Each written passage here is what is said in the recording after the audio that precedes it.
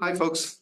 I am delighted to welcome Róisín Berg to the next installment of our masterclass series. Róisín is a multidisciplinary artist and educator and is visiting from Limerick and is also one of the founders of Concept Null, which I'm sure you may talk about.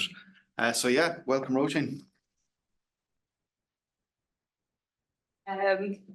So yeah, thanks so much, David, for having me here. It was kind of like when I was invited to give a talk on my practice, I was like usually I've done a lot of talks on like one specific piece or like one aspect of it a little bit, but never really tried to like give a talk on like the entirety of it. So this is kind of a bit of an experiment.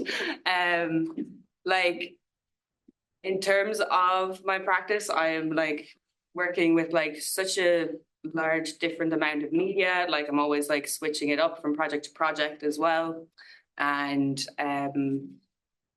also like the collaborators I'm working with, it's also making it different all the time. And, you know, the output is always different as well, whether it's like performance or sculpture or something screen-based and something purely generative. Like it's always these kind of different things. And as well as that, like the subject matter kind of changes a lot as well. So like finding a through line through everything was kind of challenging, but it kind of revealed itself to be that like the way that I am making things is everything that I make is similar. But yeah, before I get like too far into that, I'll give like a little introduction on myself and the things that I'm doing. So as David mentioned, I run Concept Null with Walter, Need, Caelan and Finn and Scott Robinson. And we are like a new media art collective, digital art, electronic art, whichever kind of way you want to put it, that are focused on like connecting artists and people who like making things with digital media around Ireland and kind of like just trying to create a platform for the scene a bit more and stuff like that. So we do like events and workshops, meetups. We haven't done any of them in a while. The last one was here actually in this room, which was cool. And I'm also working quite a lot these days with Synthesize Her, which is a project led by Viva Dean that is basically getting women and other marginalized genders into sound making technology. So doing things like pure data workshops, and they recently started a synth library that they're touring around, and just getting people to come and play with the synthesizers and have fun and stuff like that.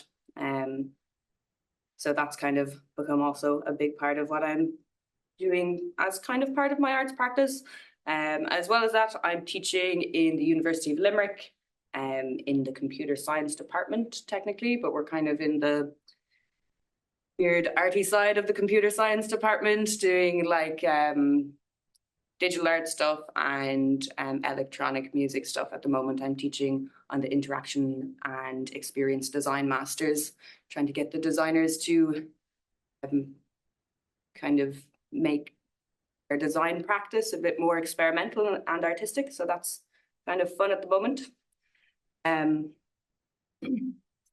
Yeah, and then alongside that, I'm always making work. So just to give a little look at the range of practice. So that's us at the last Concept Null event with Pádraig Freeman and Sheila McCarthy and Micheál O'Cahan, who are all performing at the last Concept Null event. This here is it was the last workshop that I was running with Synthesizer. We kind of did this mad 5-day workshop where we built a sound system collaboratively. So working with like digital fabrication. So we CNC'd the speaker cabinets, we soldered up all the drivers, we kind of gave workshops on how to use like the crossovers and the signal flow of audio and stuff like this. And it ended up in a really nice mono set of speakers. with everyone's kind of names engraved on the side as well with the laser cutter. It was so cute. And I thought that was kind of like the first like kind of participatory art project that I did, because I was kind of in charge of making sure that I was going to be designing a speaker system that would actually work and go together, and also at the same time like trying to make it so other people can be a part of the making of the thing. And so that was really fun, getting everyone to like do up their designs and putting them together and seeing them out, and getting people excited about like digital fabrication and stuff. Because I am as well. I love the CNC machine. It's so fun. But back to an image. That's one of my very early, that's like from my undergraduate. I was working a lot with real-time video systems and projection installations when I kind of first started with my digital arts practice. And that's an image from that, the Sierra box with the triangles that were projected on, and putting different projections of camera feeds within the room, around the room, on the ceiling and stuff like that. Yeah. I'm also working in like animation as well. I really like Blender as a tool. This is a piece I made last year, well, 2 years ago now, technically, kind of experimenting with a really like low-tech motion capture system with 2 Xbox Connects, and kind of I was doing like a bit of performance movement practice, and then kind of learning how to rig things properly. And yeah, it kind of came out in this like animation of this creature that is like examining itself with a camera, kind of yeah, the horrors of being perceived at all, I suppose, is kind of what that was about. I also welded together a frame to put that, it was on CRTs, so it sat on top of a frame that I welded. These here are kinetic ring sculpture that I'm going to talk about briefly as well. So this is a installation that is currently, well, I hope it's still there and working, in BD Medical in Limerick, kind of near where Troy Studios is. But it was made in collaboration with a good friend of mine, artist Simon Donnelly, and also Nick Ward and Eric Gustafsson. And we kind of made these like rings that have a band of spring steel in the middle and motors around them that are like pulling fishing wire on the spring steel, and they like squish and move around in relation to people walking underneath them. I'll show you a video of that in a minute. But anyway, so you can see, oh, and then there's some images of me doing the kind of experimental performance with Viva. So me and Viva, who also runs Synthesize Her, are in a band called Spit, and we do kind of experimental noisy stuff with like instruments that we are making ourselves. So this is an example of one of those. I made this kind of towards the end of the summer of last year. And yeah, it still works. And it's fun to perform with. But yeah, so you can see that there's like a lot of different things that I'm working with. So finding the through line is kind of difficult. But as I said, it is like the process that I use when I am making things, that is always the same. So to talk about like this process of like building systems, because that's what it is. It's not like building things from the bottom up, piece by piece, detail by detail. It's like creating like a structure of like constraints, and then just kind of like seeing what is emerging through that structure, and then tuning the structure, seeing what is happening now, and being like, oh, I like this bit and I like that bit, and oh, maybe this is what it's about, and then like repeat. And this is kind of like, I mean, if you're making things like generative art, this is not like a new idea or anything like that, and you might be very familiar with it yourselves, but this is just the way that I work. And there is kind of like 2 ways of thinking about this, are 2 kind of ideas that are like informing this way of working. And that's kind of like cybernetics in general. So like how systems are behaving through feedback, how actions change the environment, and how those changes return to influence the system again. Like cybernetics is basically the study of like behavioral systems between humans and humans, human machine, machine machine, human environment, basically like something to kind of umbrella term all of that. And so important ideas in this is like the feedback loops. So, and this is like very important for me in like making interactive work, I suppose. It's like, you know, you don't want to be creating an interaction where the feedback loop just kind of like ends immediately. You know, you wave your arm, the particle system goes that way, and then you kind of fully understand the system, so you don't really do much else. I kind of like to build in more complexity into systems like that, and kind of like eventually kind of create like tendencies and biases and like forms of memory when I'm like creating these types of systems. Then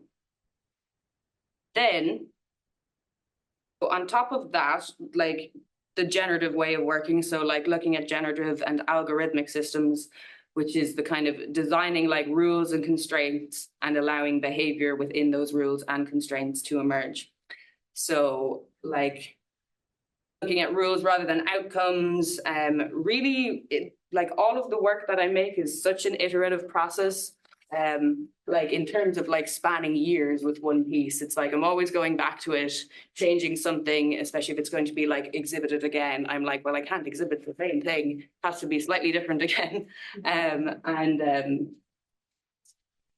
Yeah, looking at things that can have like more kind of interesting, like organized chaos rather than just pure randomness. And one thing that I'll show is like in terms of that kind of way of working generatively and not just being like, you know, doing something that is like purely random and like very chaotic, like trying to organize the information into something that's like creating a slightly more complex behavior.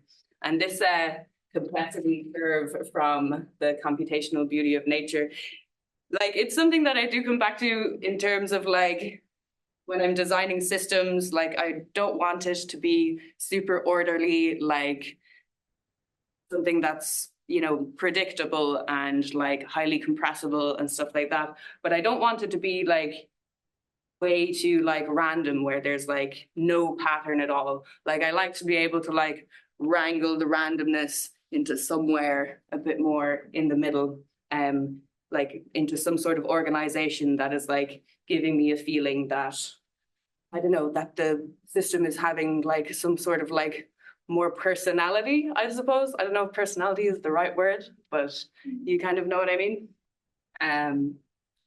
And so if we look at kind of the RINGS project, Simon Donnelly's kinetic chaos cell system, I think might be what he called it in the end. So this doesn't have any sound, so I'll just play through.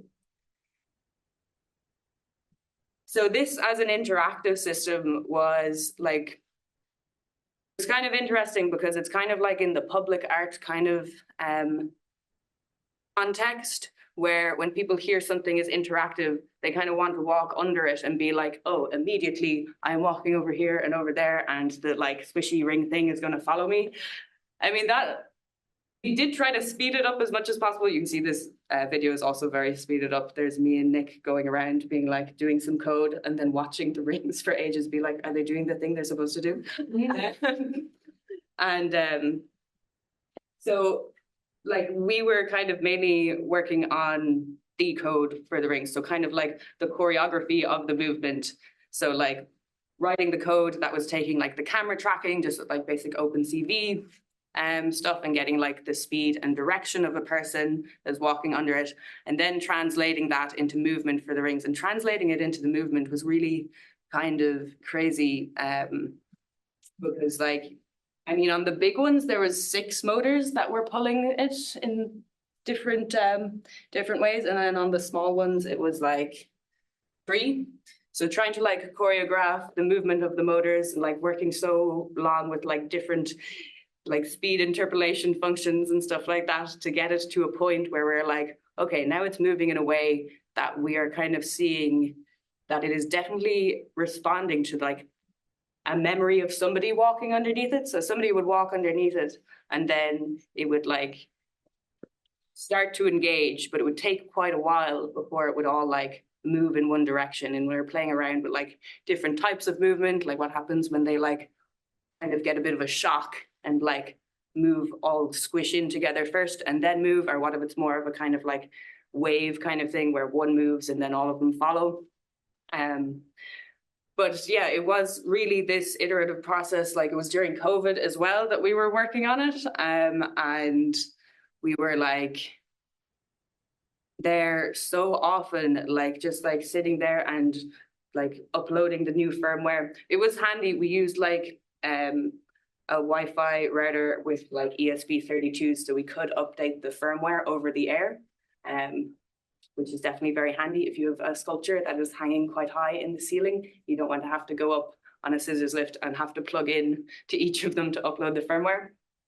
And yeah, it was kind of one of my early projects where I was kind of like really getting into the systems thinking way of things.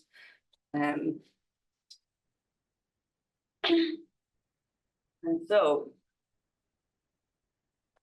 yeah, keep going.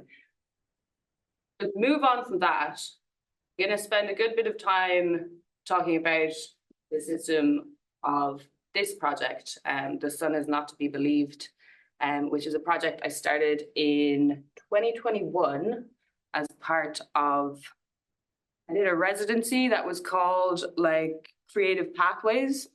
And it was basically where during COVID as well, we were like paired up, like recent graduates of different art and technology or just art school-based programs.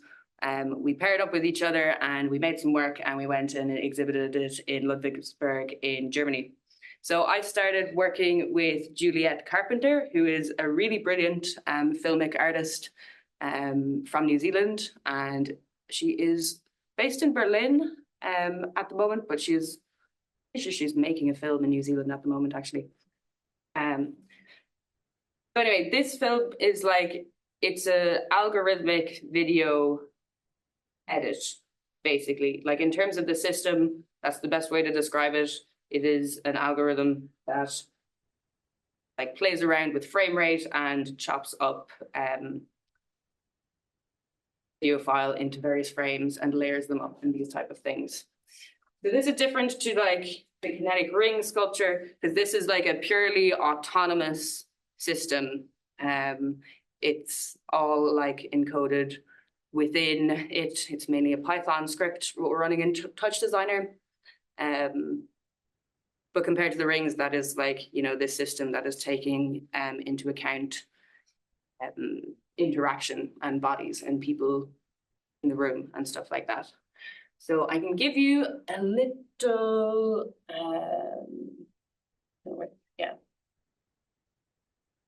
give you a little video excerpt of it before going into it further.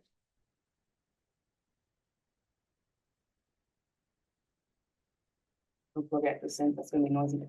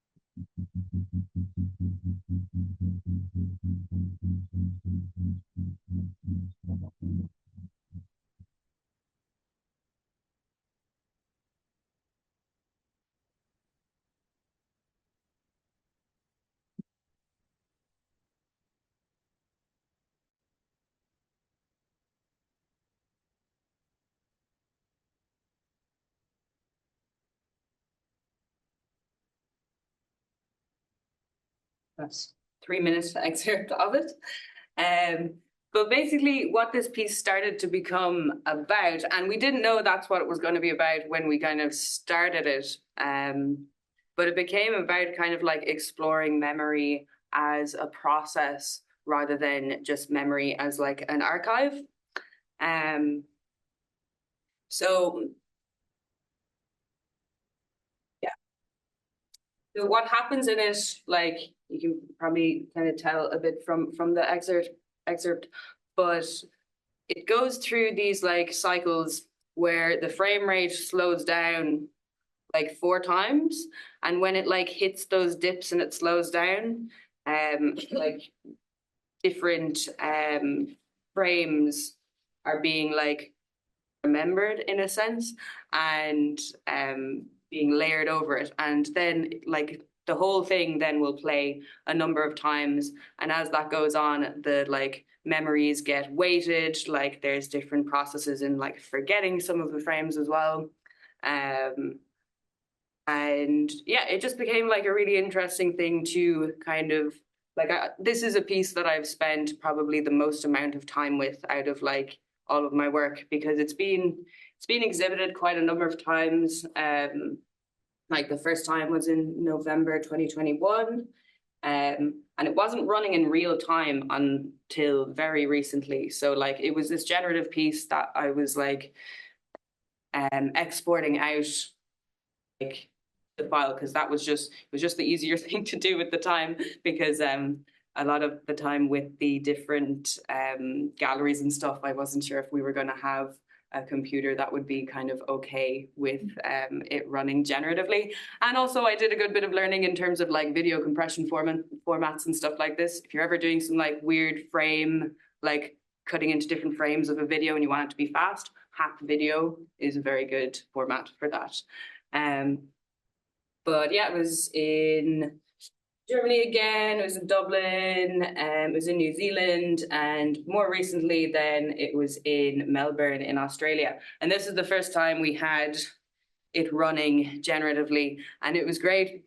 Well, it was an interesting experience to be like, because I like the budget wasn't quite so big to have me going over to Australia, like, so I was like having these like calls in the middle of the night with this curator, and like it's mainly a Python script within Touch Designer, and like getting them to like share their screen and being like trying to read the errors and then being like, okay, paste this into the terminal and see what happens. But we got there eventually, and now I've got kind of like a foolproof way of like sending it off to a gallery as well, which is cool.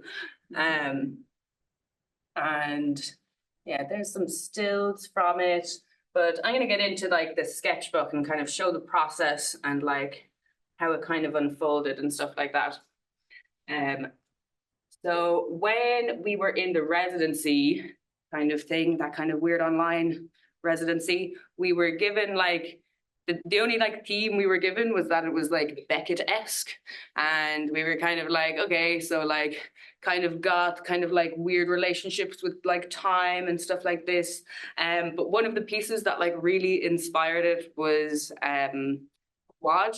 I don't know if anybody know this like video piece, but you can kind of see the score for it. It's just like these like 4 kind of like shrouded characters, and they walk in these like very deterministic patterns, but they like it's kind of like amazing to watch, because they start to kind of almost kind of collide with each other and stuff, and there's kind of like this weird like, is that coming out of that, or is that no? Oh, it's the window. So I was like, okay, like they start to kind of like almost collide, even though it's like you know that they're not going to, because you can see the score is like so deterministic, but there's like this kind of like interesting, I just found like, just like the way that it was like very much easy to convert into something computational and like into computer code, that I was like, okay, my time to shine. I'm gonna like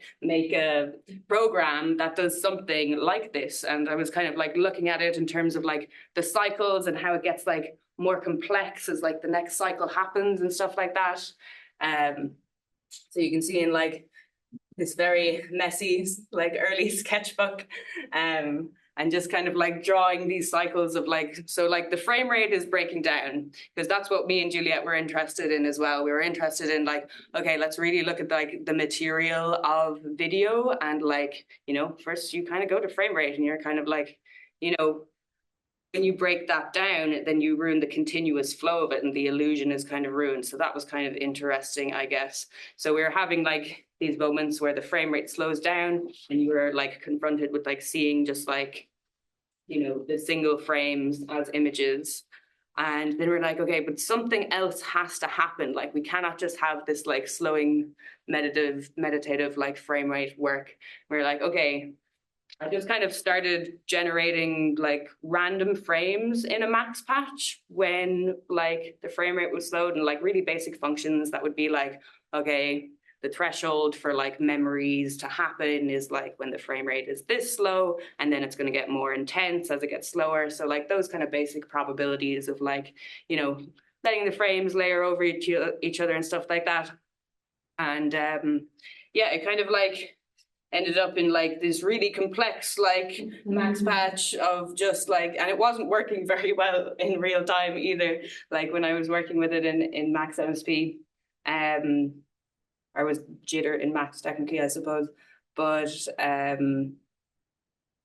that was also kind of interesting as well, because like in the early versions of it, like recording it out from this max patch, and it would like really start to like stutter and break down in the later cycles when like it was trying to layer more and more like frames over each other. And I kind of like that, because it was showing this type of like behavior within the system that like it was kind of like struggling to like remember everything at once or something like that. And I was like, okay, this is kind of becoming like a little bit more clear about like what I kind of want to do with this. This is some images from us filming in Frankfurt, and also the like way that it was filmed, and the color grade and the edit that Juliet worked on after the filming, like it also kind of informed the algorithm, or the algorithm also informed that. It was like a nice feedback loop of like, getting these like nice high contrasts and like, long shots and kind of like weird, interesting like images and stuff like this. Like, and the performer or Muta, like, there's a scene in it and she like takes off her clothes and like buries them in a hole and stuff. And then like you have this like nice contrast of like her torso against the landscape and stuff like this. And it's like, we created like a number of nice images that are going to look good when they get layered over each other like a number of times, because there's harsh shadows, it's black and white, and there's like reoccurring images that you can kind of lock onto when the system starts to do the frame rate shuffling thing, and it's like going back to frames, and you can kind of like make associations and stuff like this.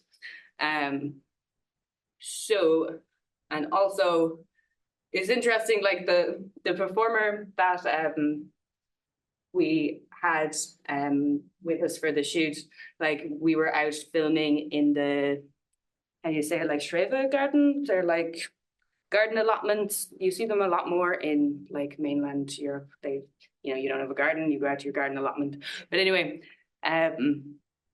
she was really not well liked in her garden allotment because she let it grow very wild. And like even while we were like filming there, the one of the people who are also in the garden like came up to us and like started just like giving out to us about her garden. We're like, we are just art students. We don't really know. And it's like, I think, and I was recording the audio as well at the time, like getting the ambience and stuff. And like, I have a recording of him being like, "This is not kunst." And it's just like, I was like, yes, this is like the pieces coming together. Like, feeling right. I'm not sure where he says it there, but I'll be putting this masterclass up on my website. It's on a local server at the moment. So, also I best be moving on. But anyway, so like a lot of things in this piece like felt like also making these like constraints of like, I mean, the constraints were already there, like it was kind of a random collaboration. And then like we had our two different strengths, like filmic artist and like whatever it is I do, computers and stuff, I don't know. And then like going to Frankfurt, like we got a bit of funding from like the consulate there to go and shoot the film there. And Juliet had COVID at the time as well. So like that kind of threw a spanner in the works.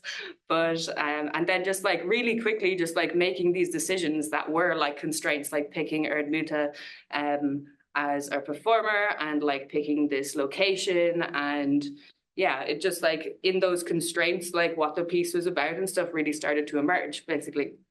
But anyway, so moving from the Max patch into Touch Designer, like this was a decision just because, I mean, I was learning Touch Designer and I was like, I should probably be using this software that is meant for using with video rather than Max. I still did use Max to do the audio, so like the whoop, whoop, whoop, whoop, whoop, that is like in time with the frame rate, or it's like every 2 frames, I think, because otherwise it sounded too fast.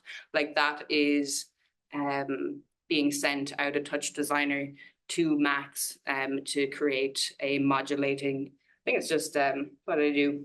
Amplitude modulation on a like low frequency sine wave so that it would like stay in time, and then it modulates and it speeds up and slows down with the frame rate.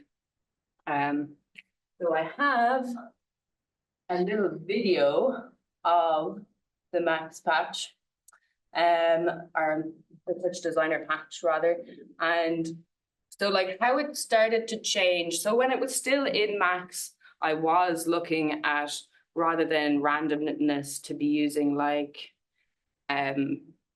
experimenting with different algorithms. So I was looking at like chaos, like logistic maps. I quite liked these because you could like have very like slight changes in initial conditions of like the differential equations and then get like really different results. I also liked how like you'd have like, depending on initial conditions, it would like be very periodic, the output of it. And then if you ramped them up, then it would like divulge into like chaos and it wouldn't be quite so, the opposite of periodic, I suppose, in a sense.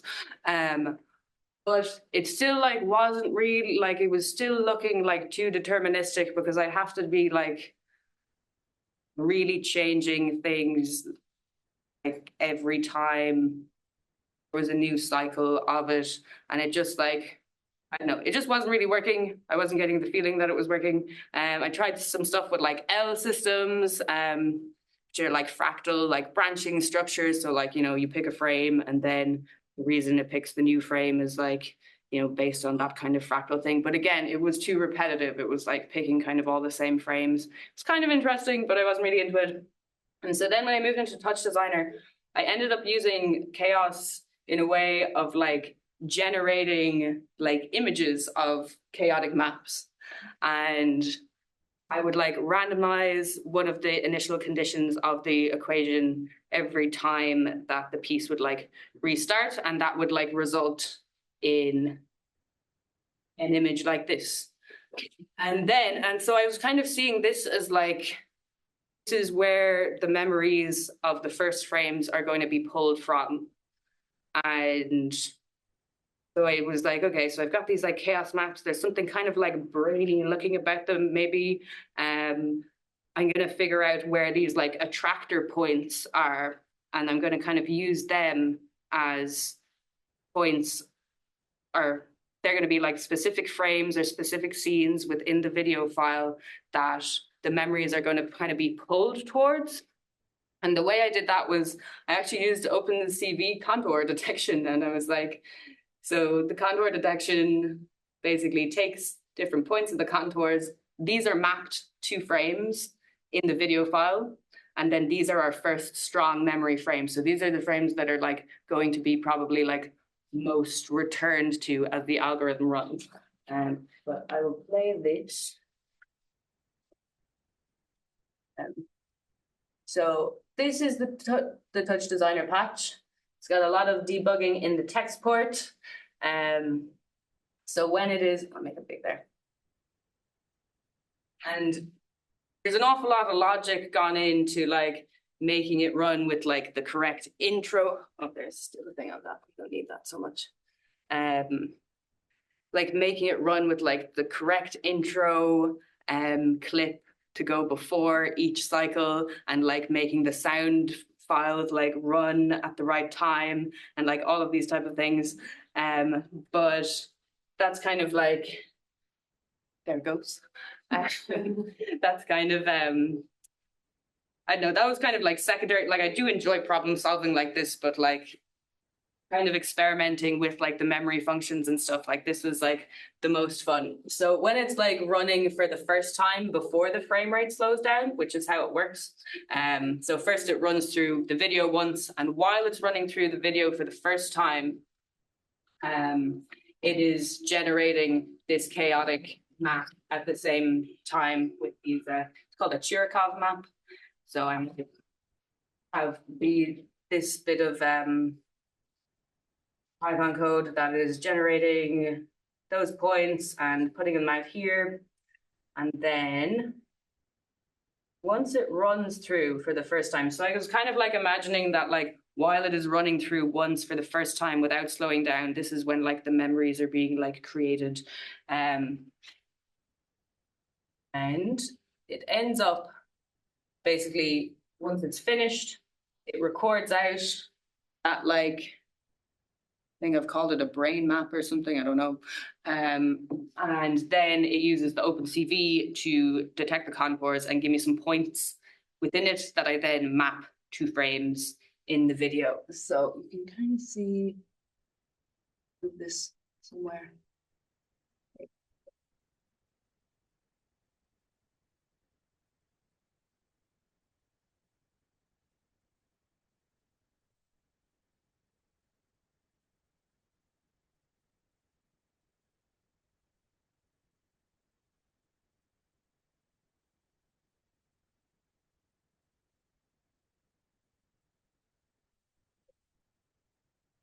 Is. So once it ends, this is just the kind of last scene there.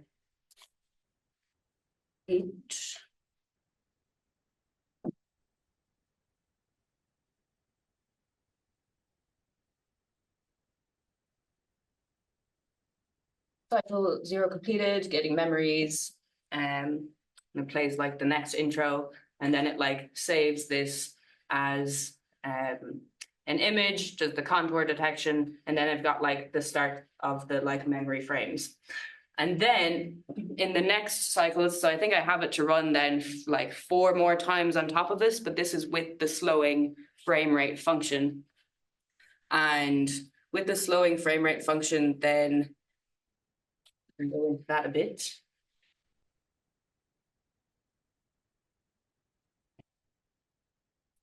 I ended up like just like drawing SVGs for slowing the frame rate, because this was kind of like a nice way of like mediating myself from the code a bit more, because I was getting like way too in the code and like making these like functions for like interpolating the speed to be put into the frame rate and stuff like that. But I was like, it was kind of nice to be like drawing this like a vector and being like, this is going to be how the piece slows down. And that is the function, or the functions involved in that. So yeah, the material breakdown, the frame rate to be slowing down. And then, so just to give you kind of an idea on the memory functions then, so basically computing the centroids with OpenCV of the contours and then mapping them to like specific frames in the video. So like having this kind of relationship between the image space and also the image space and the space or the time in the video. And then basically when frame rate is slowing down, it has like these functions that are specifically to select other frames that are close to those initial ones that were set. And before that, like the ones that are like mapped to the centroids, these are in an array called strong memory frames. And then as the like piece goes on, some of those memory frames, if they're remembered again, they are like reinforced. So like weight is added to them, so they're more likely to be remembered again. And so for this, like towards like the last few cycles in the piece, I wanted it to be kind of like returning to the same kind of frame. So people would be kind of like noticing that the system is getting like a little bit more obsessed with like specific frames or like frames that are like close to those ones in like the time domain of the video. It was just kind of like, it was a really nice iterative process to work with, like, you know, like writing these functions and being like, is the behavior coming across that like this piece is having like, that there's a system here that is like working with memory and like, you know, having like specifically strong memories for some reason it's having like not very strong memories, and some things are being forgotten, and you know, things are being layered up and stuff like this. And one of the like kind of, I guess, inspirations for like working with like time and memory in this way was like starts like 3 ecstasies of time, and like really thinking about how, you know, the past, or when you're existing, you like automatically have a past, and like it's something that you are like, and memory is something that is not like just an archive in the brain, but like something that you're like conditionally positioned in relation to all the time. And that past and present and future are always kind of intertwined as well. So yeah, and that the past is becoming like real in the act of recall. So working on writing these functions that are creating a process of remembering, I guess, was kind of like the main point of it. And like my current questions of it, you know, if it is going to be exhibited again, I will be going back to it and changing some things. Like wondering, you know, am I picking what is a strong memory in the right way? Like, should I be changing my thinking around this? Should the memory system be getting like more complex, or have I made it too complex? And like, should I be like showing the system a bit more, or should I let just like the behavior of the flickering frames kind of speak for themselves or speak for itself? Because when I was talking with this curator in Australia, she was saying like, oh, could I leave the touch designer patch open so people could have a look at it? And I was like, no, it's like weird debugging in the text port and like stuff like that. It's not like a curated like piece. Like I would love to do something with the code, like maybe print it out, because it is like 800 lines of Python code. And it's, I don't know, I feel quite connected to it, I guess. I'm like, I need this. But I'm also kind of like, you know, it's a bit cheesy. Do I need to do that? Like, or is there something interesting with the text port I can do? I don't know. I might think about it. But anyway, so that is this piece. And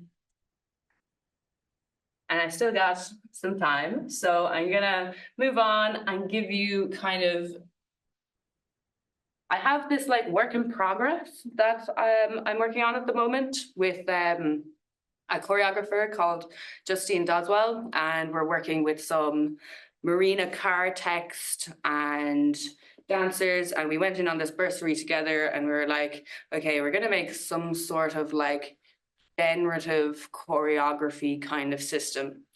And we're going back to like looking at memory again in these ways, because the text that we're working with it's a marina car, kind of like what's the best way to describe it? Like a contemporary retelling of like the Greek myth centered on Mnemosyne and Terpsichore and like the sirens. So there's like a lot of like intergenerational like female trauma in the themes and stuff like this. And so we're kind of looking, and there's like a lot of reference in the text to forgetting and to memory and these type of things. And since we're working with like dancers, like I'm kind of really wanting to work towards something that is a more embodied, like sculptural way of exploring memory rather than just in code. So you can see in some of the examples from the text. I swim in the Leith every night, the river of forgetting. I, Mnemosyne, who is doomed to never forget, carrying all your memories, beauty, love, terror, sorrow, your short time here. So there's a lot of like reference to this kind of like weight of memory and stuff like this. So we spent like a bit of time together up in the Tyrone Guthrie Centre, actually in Monaghan. And I was actually only there quite recently as well for like the Cybernate residency, which was great. And yeah, so we've just kind of spent our time, like we're very at the start of this like research and development phase. And we're just kind of like talking and like dreaming about things and trying to like figure out what's going to work and what direction to take this in. Like we know we want to do something with choreography being like generative in a way and being like different every time. But we want like, yeah, something to be quite like, you know, tactile and felt as well. So what I did is I just like whipped up a few really basic sensors. This is one of them. You can make a really easy capacitive sensor with just like a few bits of like conductive fabric and like a bit of yoga mat in the middle. And like I really like working with these kind of like low-tech sensors in my work as well, because it's just like, I know it's good buzz being able to make something like really cheap as well.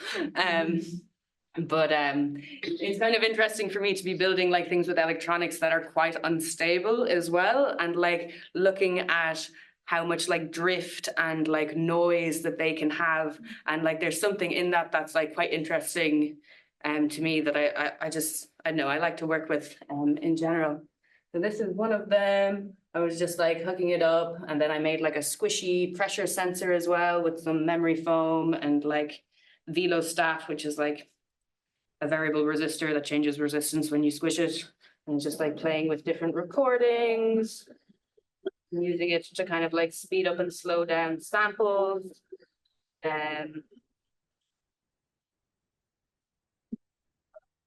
But yeah, I mean, when I was like, we were working with this dancer as well, Axel, a really, really great dancer from France.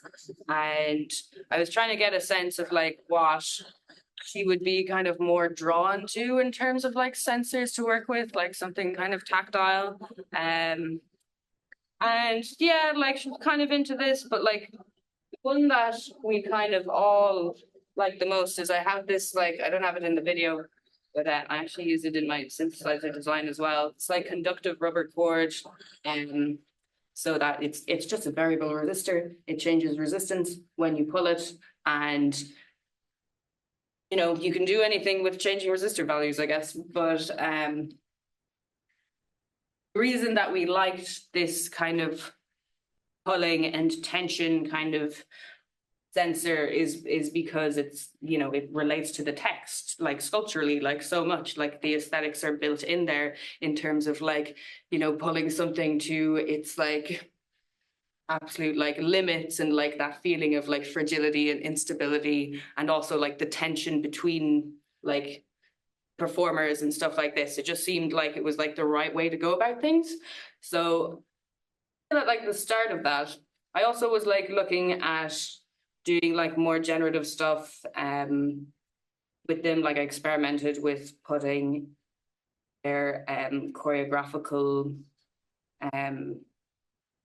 the different parts of the choreographical score into like Markov chains, which are just like probabilistic functions that, you know, the next state has a different probability depending on what the current state is.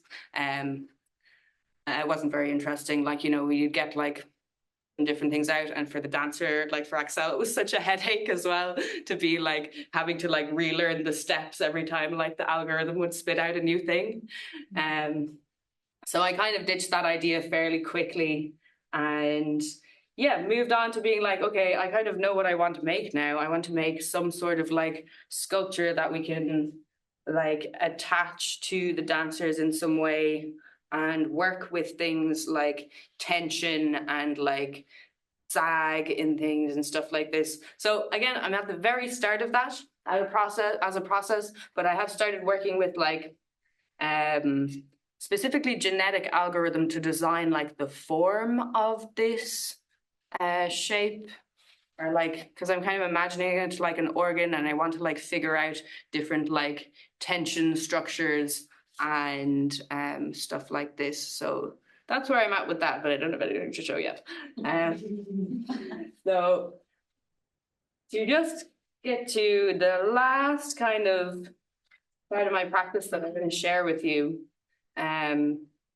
it's kind of my performance practice. So making music, but making music specifically with like instruments that I'm building myself, and that like in terms of the entire like system, like the building of it is kind of, it's all part of it, like building the instrument and like getting to know it and changing parts in it, and then going from that into like performing with it like purely improv, because I've spent so much time building the thing and not enough time like playing the thing, and kind of like figuring out kind of how that goes. I've got a bit of a sketch book on it that I can show you kind of how I built it and the processes around it real quickly.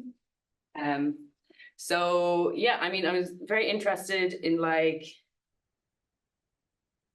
making. So the reason I got into like analog synth stuff was actually because Viva came down to Limerick to do a synthesize her workshop, and it was like build the most simple oscillator with like a capacitor and a resistor and a transistor, and you make like that reverse sawtooth oscillator that this YouTuber does a video on. Look, Mum, no computer. I don't, but and I just like was like, I don't know, it did something to my brain that I was like, oh my God, I have to build more of this. And so I was like looking into like making, like, it was just like really nice how the noise could be made by just a few components. And also like the instability of it like drew me to it as well, like how there can be so much kind of noise and like drift of the tuning and stuff like this. So I started like making a couple of voltage controlled oscillators. So I was like also within like this system in terms of constraints, I was like, I want to make complex sounds, but like with very few modules, because I'm building this myself and you know, you only have so much time. So I was like, okay, FM synthesis would be a nice way to go, because you can get very like complex sounds just from like two oscillators. And then I just built a voltage controlled amplifier as well. And just so I could like create like beats and modulate the amplitude and stuff like this. And then I added make it like hybrid digital analog. I got an Arduino and I connected it to a DAC that can convert the 0 to 5 volts that comes out of an Arduino into 0 to 10 volts continuous, like so like smooth values. So like, I don't know if you know, with Arduinos, you can only do like PWM when it comes to like analog output. So pulse width modulation, turning something on and off very fast rather than actually like having a voltage that's lower than 5 volts.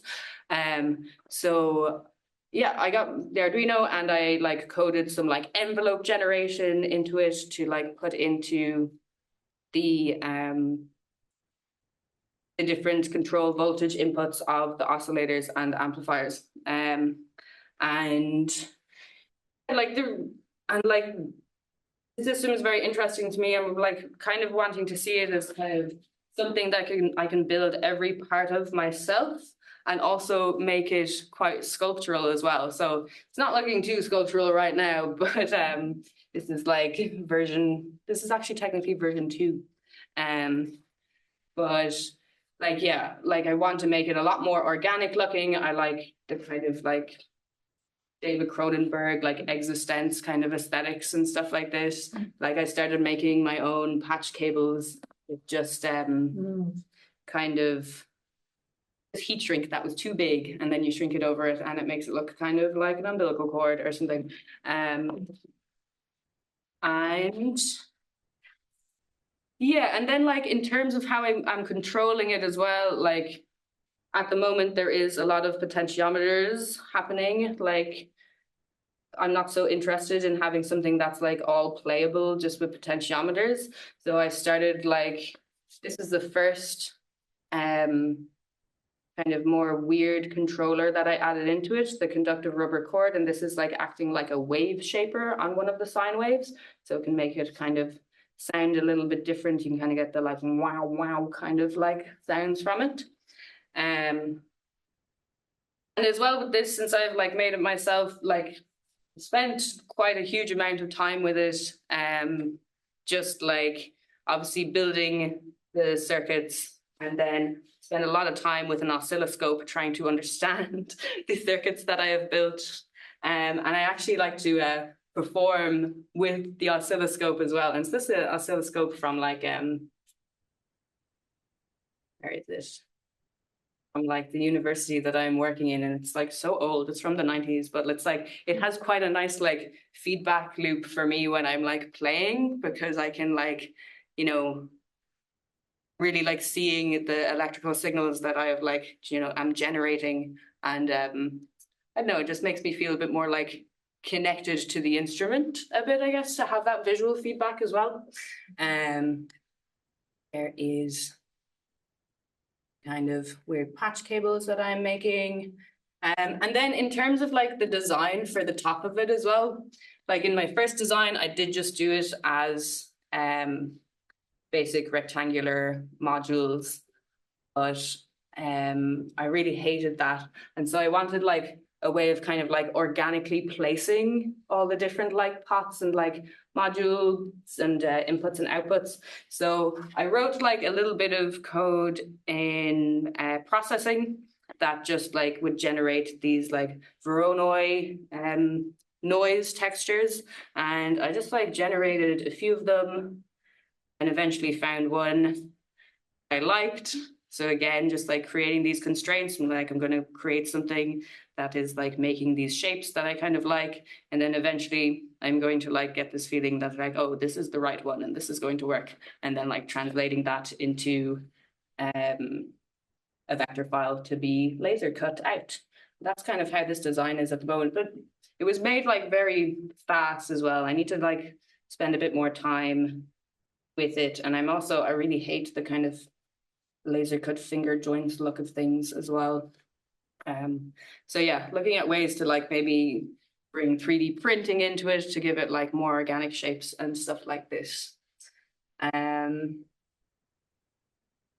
yeah, so the most fun part of it, I can kind of show you this maybe in like a live sense.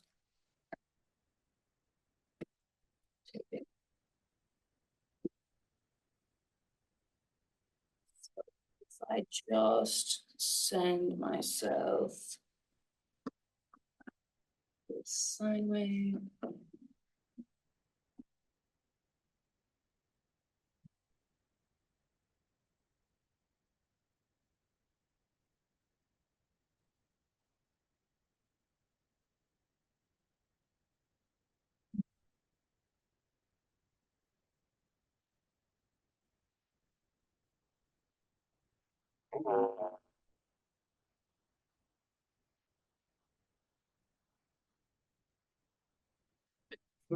But in terms of the wave shaping,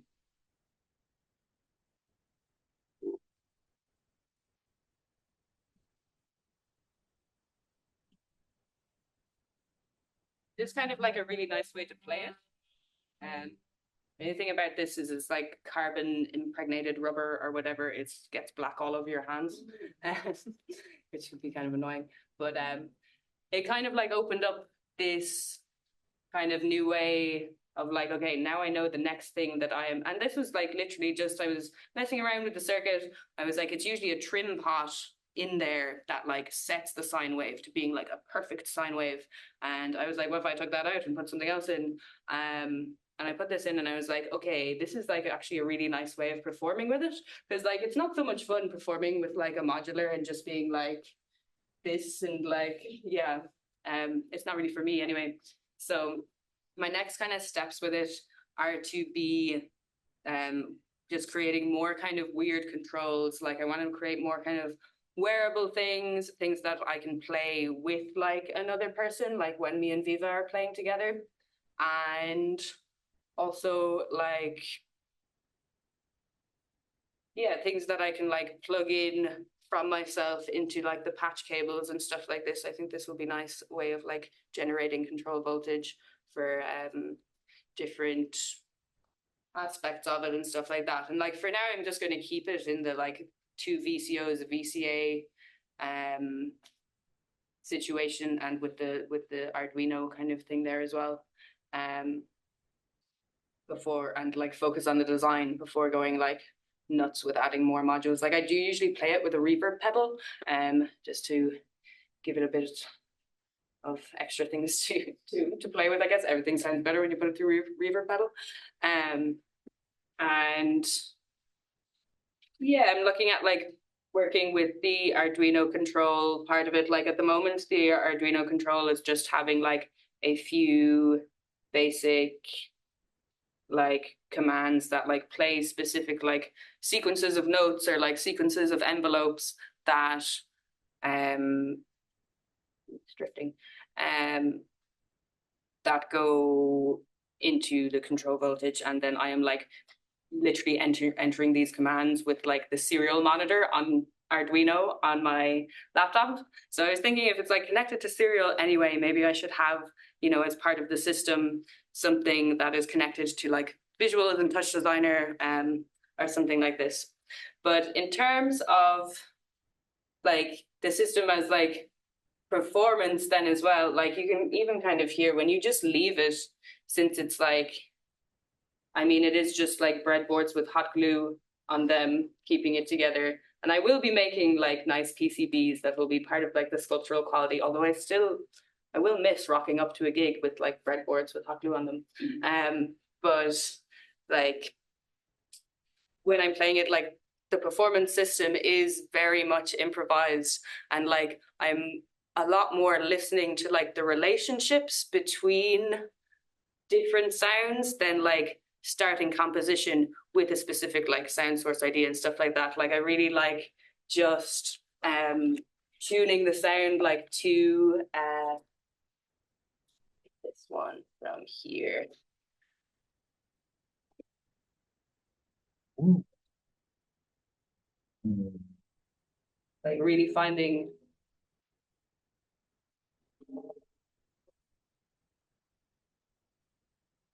like even where it can vibrate like parts in the room, and just like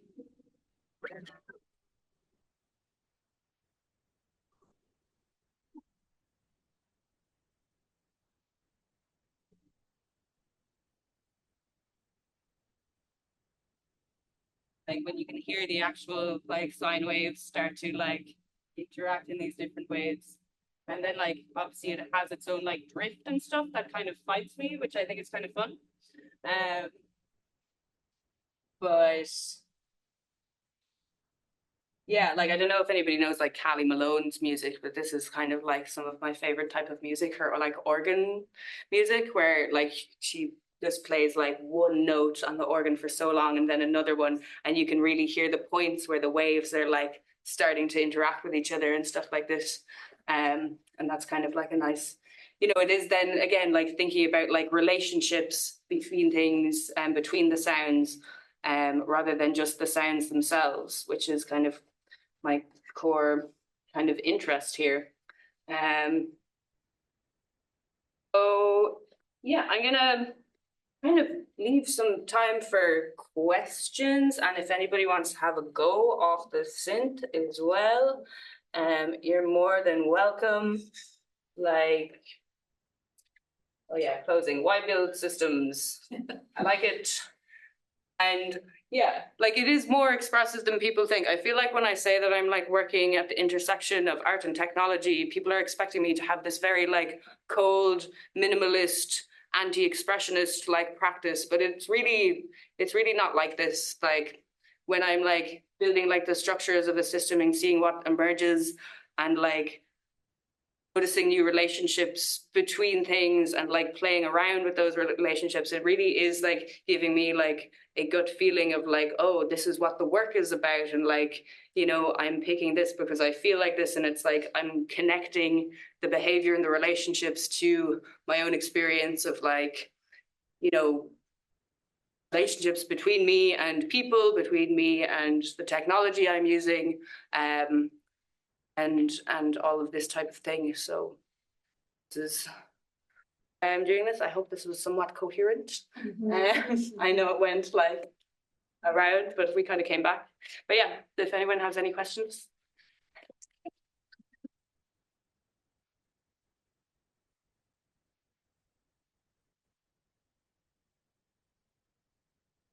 Okay. Well, not, No, you go. well, a lot of it, I mean, was way above my pay grade. But in the beginning, you're introducing randomness to something that's ordered, really, you know, and it's generative. If that's allowed to run to infinity, when do you cease to become the agent of the work and the randomness? Yeah, well, like, I mean, this is the question, right? Like, when is, like, where is the authorship here? Like, I feel like when I am building, like, structuring the constraints and like structuring the decisions and stuff like this, like, it is still very much me that is like having the agency over the system, but like, you know, in comparison to like using a tool where you're not understanding how it works and it's spitting something out, if you're like using a tool that you've built yourself, but then again, like, you know, I haven't built my laptop myself, so, you know, there's like, you know, there's kind of boundary is certainly very blurry, but I think by having a good understanding of the processes, like, and as I said, it's not really like pure randomness that I'd be interested in. It's kind of like wrangling the randomness into some sort of organization that is creating something like a little bit more complex. But yeah, when you are like slowing yourself down enough to understand the processes of the tools that you are using, I think you can like retain a good bit of agency. But yeah, it is a blurry authorship question. And just a very quick question is, which do you personally prefer, order or chaos? I like it in the middle. Like even like if you look at the sun is not to be believed in terms of order and chaos, like there's quite a huge amount of order that needed to happen that was like very deterministic in terms of like play the intro little video, play the actual video, then play the intro again, and line up all of like, you know, the timing of the audio and stuff very perfectly.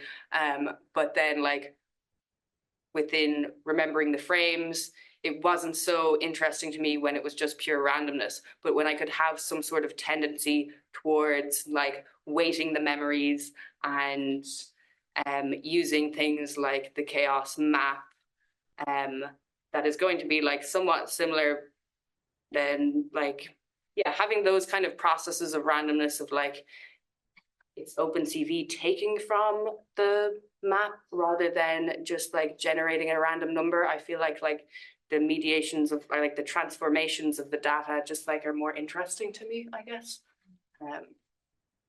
Sorry, do you feel this is how God might have started out? I mean, Jordan, why not? Yeah, but Right. how she might have started, right? This is it. Yeah, anything else? There's a really good section in Jurassic Park about chaos Oh yeah. and how like Jurassic Park is built all around order, so the dinosaurs stay in, but life finds a way, and it's Yeah. the chaos that's inevitable. Nice. Yeah, I love thinking about it.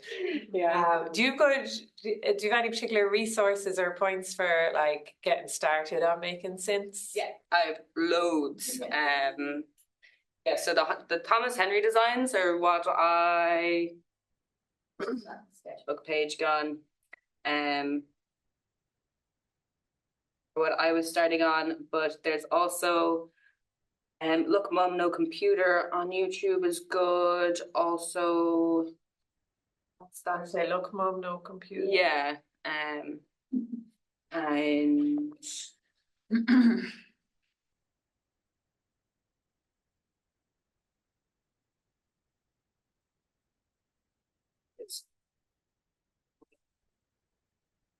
I can't remember the other ones at the moment. But if you send me an email, I can give you that list, because I have a whole bank of stuff somewhere. Thank you. I would love like director's cut, like if we could watch a minute of that film again and you kind of talk about what's happening visually from the program, Yeah, you know? like right now. Yeah. Yeah. Just be like, oh well, this kind of thing is happening. Okay. You know? Yeah. I can play the video Would that again. be okay? Yeah. Just haven't seen the system. The We behavior. haven't seen it beforehand. Yeah, I mean, it's kind of it is a piece that is it's not meant to be a pre-recorded thing. Yeah. But Well, only do it. no, I can. It makes sense. Like, this is cycle 3. So by this time, the piece has run through once without slowing down the frame rate, run through then 2 more times, slowing down the frame rate in those 2 other times. And when the frame rate slows down, it is like having these like memories of frames. And in the next time it runs, depending on the last frames that it was like choosing to remember. So there are some new ones flickering up, and you can see that they're quite similar, right? So it's like near these attractor points within the video file. It's not within the video file, but like the frames in the video file, that is like, okay, I'm having a tendency towards this specific area of time in the video file at the moment. So if you had shot this in Galway, where the tree would be going like this, Yeah. I mean, if it's going slow, it's going like. Yeah, and it actually would probably be more visually interesting to have something with a little bit more movement and in some parts of it. And it was interesting as like an iterative process, like working with Juliet, like every time I would do a new algorithm, she would be working on a new edit and be like imagining where it's going to slow down and trying not to be like thinking too much about the algorithm and where it's going to slow down for, so it wasn't like influencing her edit too much. Then it speeds up again, and so the material is not so much in breakdown anymore. And so like that fisheye that comes in, was that filmed or does it? Oh, yeah, so- or does it come in like digitally? yeah, no, so this is just with no memories layered on top now, because you can hear the frame rate is quite fast. And then when it is going to be slowing down again in a minute.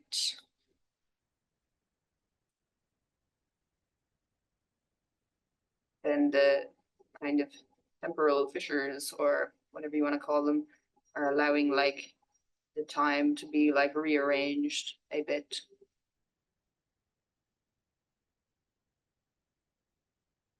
That's when it's in the digging scene. Oh yeah, there's one.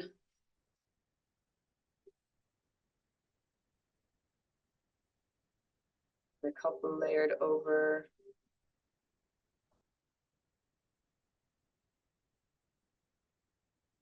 Yeah, and it was just a case of like sitting with the algorithms for so long and being like, you know, what happens after the memory happens, like, because there's also an awful lot of like logistical like timing gone into like frame has to show up for this amount of time and then go away, or maybe it stays for longer. And yeah. I probably rushed through it initially. Can I ask you, when you do the focus pool, is that manual? You've done that yourself, or is it part of the algorithm? Oh, that is no, that's just in the video. In the filming? Yeah, in the filming. Question. I would be interested, I mean, you always find collaborators that you kind of respond to or react to. Are there any artistic practices that interest you that would, you know, whether it's poetry, literature, or do you work with dancers and you work with musicians and filmmakers? Is there anything that interests you that to collaborate with? Because you seem to be a really amazing collaborator in that. So you can see a lot of influence from the filmmaker here, or you know, obviously your musical collaborator also influenced you to build. Yeah, for sure. Yeah, I don't know, like if it's like specific practices or if it is like a lot of the time people with like very different practices, but like a similar way of like, you know, making work that is, you know, I'm not going to properly plan this. I'm just going to make something and I'm going to see how I feel about it, you know? And I feel like with dancers a lot, they can often have that type of way of working because they're like, you know, very much in their bodies. And it's like a lot of it is about like how they are feeling in the moment with how they are like and setting their intentions in the room and stuff like this. So maybe that's why I'm working with dancers, or like, you know, get on with working with dancers a lot. I can't think off the top of my head. That is a good question. And like, is there any specific like people that are working with specific material? Like, I'm interested in this like current like research and development that I'm in with like the Marina card text and what I can do with the text as well. Like, can I put it into like some program that does something within my kind of plans for making the like sculptural like tension structure? Yeah, I'll have to think about this. Yeah. Thanks a million, Róisín. Super interesting. Really. Coming back to the idea of chaos, it looks like computational practices and all that. We talk a lot about it in our but actually it's an idea that comes from a very long time ago, this idea of ordering chaos through the artistic practice. And it came to my mind this quote from Samuel Beckett that says, accommodate the mess. This is the task of the artist now. Yeah. So the way I see what you're doing is you're able to create these artifacts that itself you need creativity and to understand how the body can interact with it. These artifacts, what they do is to generate new meanings, new ways of interacting with the world. So maybe to collaborate with dancers. So how creating this artifact can somehow like a bridge. Yeah, exactly. Yeah. So I find them interesting not only for other practitioners, for the audience as well, to play around these artifacts and to discover their own capabilities and interest and all that. So this is a little bit different because interactivity, this is what have brought to the arena of so when you think of this interactivity as an artifact that opens these type of worlds and possibilities, have you ever thought of this in this way, or Yeah, for sure. Like, I mean, like curating like a specific type of interaction like within an artwork as well. Like if like I know with the Rings project, it was very like it's just this passive interaction. You can walk under it and it's going to pick you up, like, and do not literally, but like pick up your motion.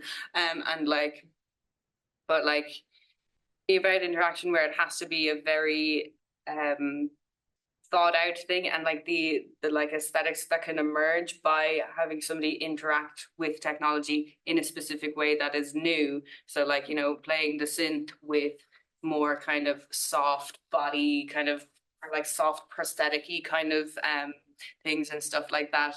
Like, is that giving a different kind of understanding to how the synthesizer can work, or how the electronics can work, or how we can be connected to electronics? I don't know, but it's certainly worth exploring. Yeah, I mean, yeah, I do think about it for sure. Yeah. Nice. Yeah.